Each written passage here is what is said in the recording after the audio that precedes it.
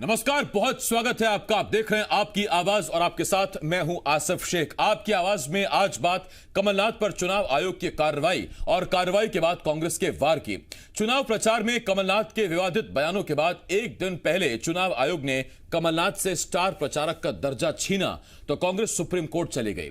इस बड़ी कार्रवाई के बाद से कांग्रेस सरकार और चुनाव आयोग दोनों को कटघरे में खड़ा कर रही है। एक तरफ जहां कांग्रेस सवाल उठा रही है तो वहीं बीजेपी के निशाने पर कांग्रेस और कमलनाथ है। सवाल यह है, नेता पहले विवादित बयान देंगे, अभद्र टिप्पणियां करेंगे और फिर कार्रवाई को गलत बताकर उसे चुनौती भी देंगे। ऐसा क्यों?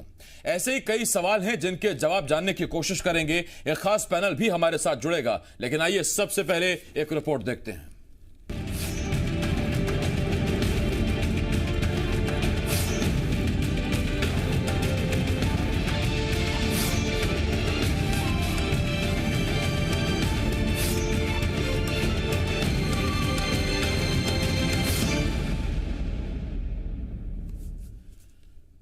तो आपको बताते हैं पूरा मामला है क्या। दरअसल याद करिए कि डबरा विधानसभा सीट पर चुनाव प्रचार के दौरान कमलनाथ ने बीजेपी प्रत्याशी और महिला बाल विकास मंत्री इमरती देवी के लिए एक विवादित बयान दिया था। विवादित बयान आया तो बवाल मचा। बीजेपी ने शिकायत की, चुनाव आयोग ने स्पष्टीकरण मांगा और उसके बाद कमलनाथ पर यह कार्रवाई की गई थी।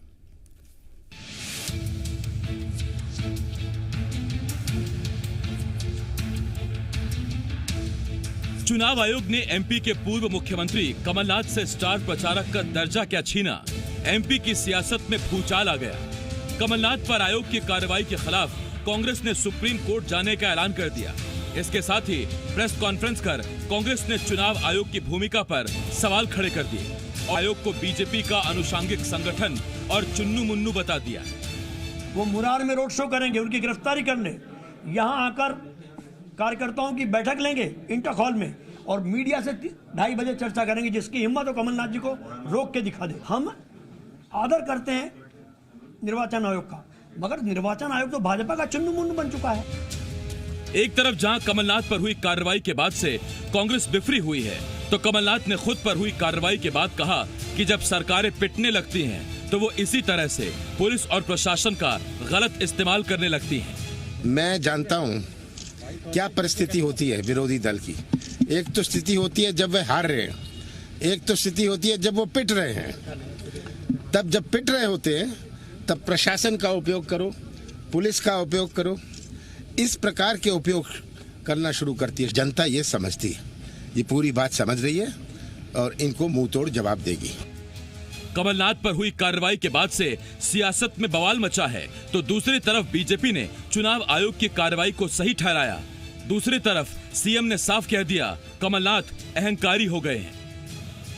कमलनाथ जी, आपकी आवाज तो खुली है, चुनाव आयोग ने आपकी आवाज तो नहीं रोकी, लेकिन आवाज बंद करने का, लेखनी बंद करने का इतिहास कांग्रेस का रहा है। इसलिए आपके कोई अधिकार नहीं है एक संवैधानिक संस्था पर प्रश्न खड़ा करने का। वो तो किसी की मानते नहीं, राहुल जी की भी नहीं मानते।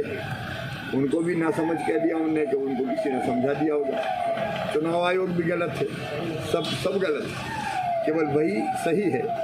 ये अहंकारी व्यक्ति को नीचे ले जाता है। एमपी में 28 सीटों पर होने वाले उपचुनाव में इस बार भाषा की मर्यादा को माननीय कई बार तार तार कर चुके हैं।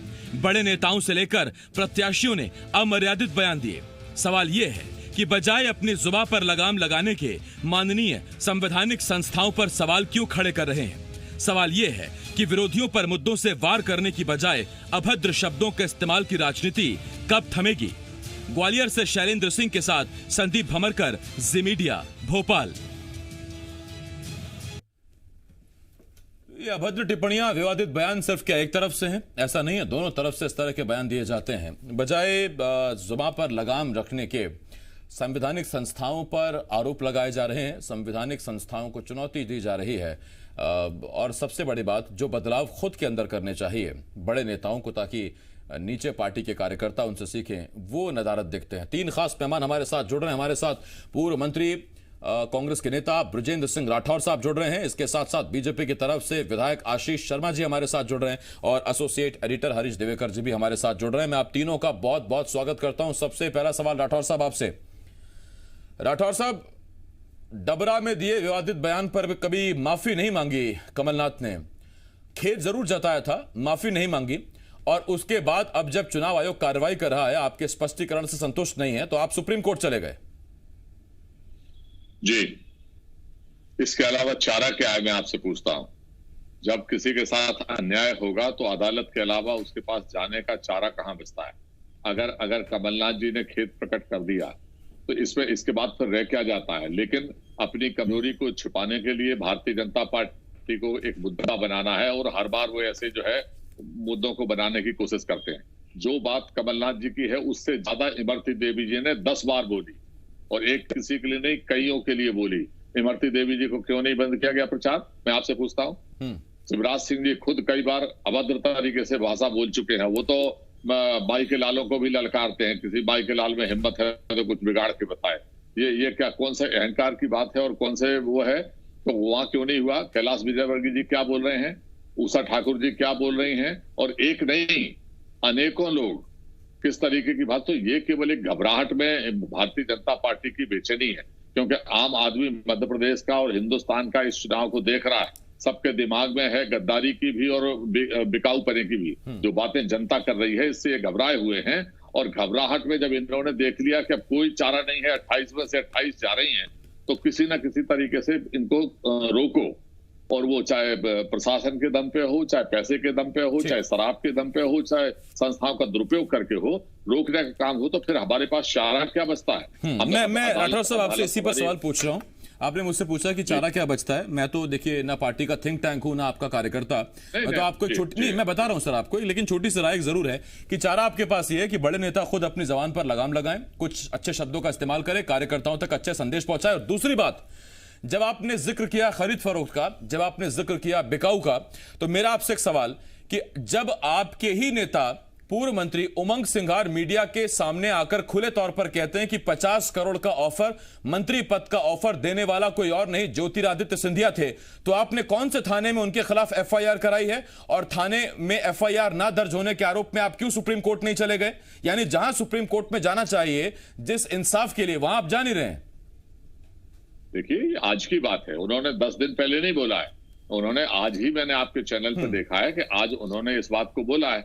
आज अगर बोला है तो मैं क्यों जाऊं? सिंधिया जी को जाना चाहिए कि भाई अगर उनको लगता है कि गलत है तो वो कोर्ट में चले जाएं, और अगर नहीं जा रहे हैं इसका मतलब ये है कि कहीं ना कहीं कोई बात है। मैं उस पर टीका टिप्पणी नहीं करना चाहता, लेकिन मैं कौन होता हूं कोर्ट में जाने वाला? मैं आपसे पूछता हूं, जिसके ऊपर आरोप लगाने सर आपकी सरकार उजड़ गई, आपके विधायक खरीदे गए, आपको कोई भी शिकायत नहीं सिंधिया से? नहीं, देखिए, मतलब व्यक्तिगत कोई बात नहीं है। सिंधिया जी से शिकायत अगर नहीं होती तो हम लोग मैदान पे क्यों होते?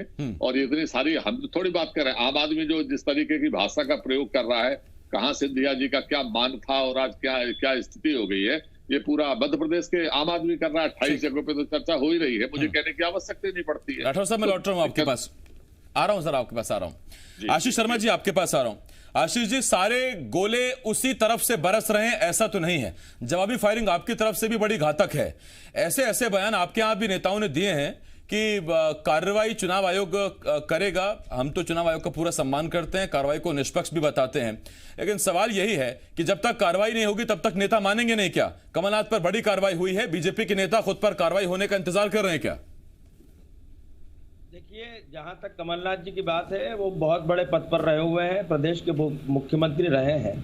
उन्होंने जिस तरह से लेकर इमरती देवी को बयान दिया था वास्तव में बहुत शर्मनाक था, उन्हें माफी मांगनी चाहिए थी। निर्वाचन आयोग की कार्रवाई पूरी तरह स्पष्ट है और निष्पक्ष है। अगर हमारे नेताओं के बारे में भी शिकायतें कांग्रेस ने की है या स्वतः संज्ञान निर्वाचन आयोग ने लिया तो हम पर भी कार्रवाई होगी। पहली बार किसी को आम सभा करने से, पब्लिक मीटिंग करने से निर्वाचन आयोग के द्वारा नहीं रोका गया, इसके पहले के उपचुनाव में भी रोका गया। जहां तक बात है कि आज भारतीय जनता पार्टी की सरकार है तो कांग्रेस निर्वाचन आयोग की निष्पक्षता पर जिस तरह का प्रश्न चिन्ह लगा रही वो उचित नहीं है। यही निर्वाचन आयोग है, यही प्रशासन तंत्र है जो पहले भी उपचुनाव में काम करता रहा होगा। लेकिन जहां तक बात है, कांग्रेस संवैधानिक संस्थाओं पर कभी भरोसा नहीं करती और वो हमेशा से इस बात का आरोप लगाती, चाहे सीबीआई हो चाहे निर्वाचन आयोग हो। मैं तो ये मानूंगा कि कांग्रेस के नेता गहरे अवसाद में, खास करके कमलनाथ जी, उनको जब से सरकार गई है तब से वो अपने अंदर उस बात की संतोष व्यक्त नहीं कर पा रहे हैं या ठीक से जी नहीं पा रहे हैं कि इतनी बड़ी घटना उनके साथ हो गई, और इस कारण से वो गाहे बगाए इस तरह के मुद्दे उछाल रहे हैं, इस तरह की बात, इस तरह की बयानबाजी कर रहे हैं कि जो कहीं ना कहीं उनके जैसे व्यक्तित्व के लिए उचित नहीं है। ठीक, आशीष शर्मा जी लौट रहा हूं मैं। हरीश जी आपके पास आ रहा हूं, और हरीश जी मेरा आपसे एक सवाल, बड़े नेताओं से हम ये अपेक्षा करते हैं कि वो एक ट्रेंड सेट करेंगे, मिसाल बनेंगे कार्यकर्ताओं के लिए, लेकिन इधर के हो चाहे उधर के, लगातार विवादित बयान हो रहे हैं। चुनाव आयोग कार्रवाई भी कर रहा है, मोहन यादव को एक दिन के लिए चुनाव प्रचार के लिए रोक दिया गया है, उषा ठाकुर पर और कुछ नेताओं को और नोटिस भी जारी किया गया है। यानी कि जो संस्था है जिसकी जिम्मेदारी है कि वो अपशब्दों को, अभद्र टिप्पणियों को, विवादित बयानों को रोके, उसकी अनुशंसा को मानने की बजाय आप उन्हीं पर सवाल खड़े करिए। 250 शिकायतें अब तक बीजेपी कर चुकी है कांग्रेस के खिलाफ, और करीब 150 से ज्यादा शिकायतें कांग्रेस कर चुकी है बीजेपी के खिलाफ। आसिफ जी देखिए, इसमें दो मामले बनते हैं। पहला मामला तो बनता है कि चुनाव आयोग की कार्रवाई का, तो इस मामले को कांग्रेस ने बाकायदा पॉलिटिकल माइलेज के रूप में बनाया है, और कांग्रेस ने यह साबित कर दिया है कि उनके अकेले स्टार प्रचारक कमलनाथ थे और पूरा साजिश के तहत उनको स्टार प्रचार रोका गया है कि भाजपा में डर है और 2 दिन बचे हैं तो उनको प्रचार नहीं करने दिया जा रहा। दूसरी बात करें कि अभद्र भाषा का, तो आप और हम लगातार बात कर रहे हैं, दोनों ही दल मुद्दे विहीन हो गए, उनके पास कोई मुद्दा ही नहीं बचा, या जनता के पास ले जाने के लिए कोई बात नहीं बची, जनता के सामने लेके वही घिसी पिटी बातें हैं। तो अब करें क्या? तो कुछ ना कुछ ऐसी छुटीली बातें करनी होंगी जिसमें शब्दों का कमी होने के कारण ये स्तरहीनता आती चली गई। अब आप देखिए कि स्तरहीनता का एक उदाहरण मैं आज दूंगा कि ज्योतिरादित्य सिंधिया की बात करें तो वो खुद को पहले टाइगर बताते हैं, फिर कौवा बताते हैं, और आज उन्होंने खुद को कुत्ता बता दिया। मतलब आप देखिए, मतलब ज्योतिरादित्य सिंधिया का एक अपना कद है, मतलब भावावेश में आके जनता में तालियां कैसे बजे, कार्यकर्ता में ताली कैसे बजे। आपके मुद्दे नहीं है, या तो आप विपक्ष पे आरोप हमले करो स्तरहीन, और नहीं करो तो खुद पे भी आप मतलब मिमिक्री करने लग जाओ, खुद को भी इतना स्तरहीन बता दो कि मतलब जिसकी विवादों से बचने के लिए खुद पर तो आप टिप्पणी कर सकते हैं, लेकिन टिप्पणी अगर आपके कद के मुताबिक नहीं होगी तो फिर दिक्कत हो जाएगी। ठीक है, आपने पहले खुद को टाइगर बताने वाले बीच में खुद को कौवा बता गए, और आज उन्होंने अपने आप को कुत्ता भी बता दिया। बहुत धन्यवाद आपके सबका हमारे साथ जुड़ने के लिए। आशीष शर्मा जी, राठौर साहब और हरीश जी, बहुत धन्यवाद आपका।